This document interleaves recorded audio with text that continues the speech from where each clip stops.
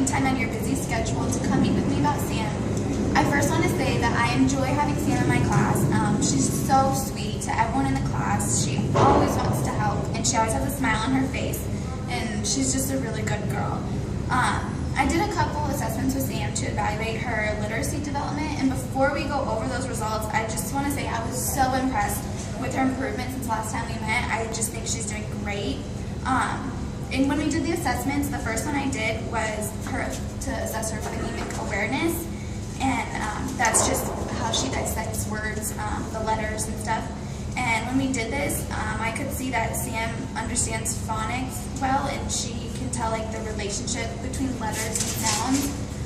And then I wanted to see where Sam was at with her vocabulary because we find that really important. And so I gave her the David Bruce word meaning test, and we'll go over that in a little. But we did a fluency assessment too, just to see like her speed and accuracy of reading. And the last assessment we did was a comprehension one, and I selected the passage for that because I just wanted to see her current ability of comprehension.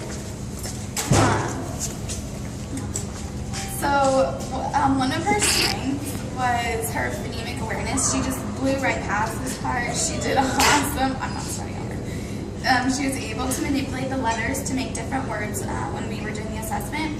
And she also had no trouble when it came to phonics. She has a really high level of phonics, and she did great on that part.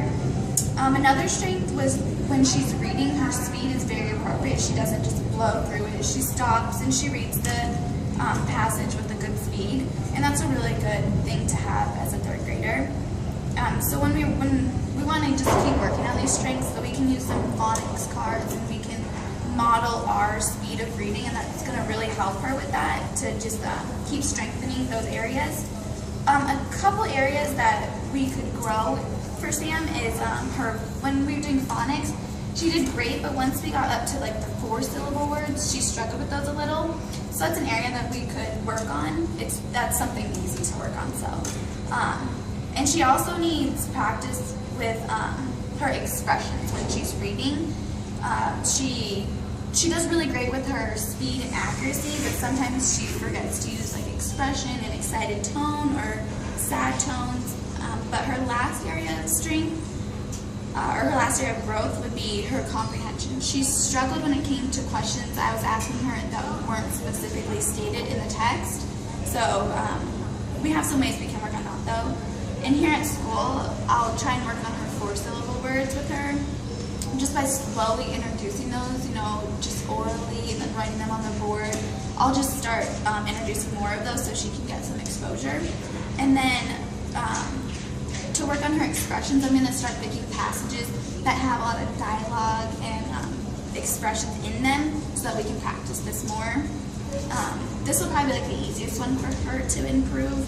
And comprehension, we can work on this when we do one-on-ones, and I'll start asking her a lot of questions that she has to make inferences for and predictions. So we'll do that here at school, and we can work on that stuff.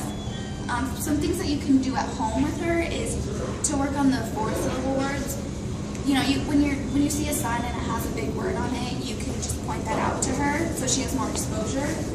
And for the expressions, when you guys are reading at home, or if you're reading a recipe or something, just animate it a little bit so she can see that. And then I can send some text home with you with some questions already listed out that you can ask her for her comprehension, so you guys can do that at home just when you find time. It's not for a grade or anything, it's just to help her.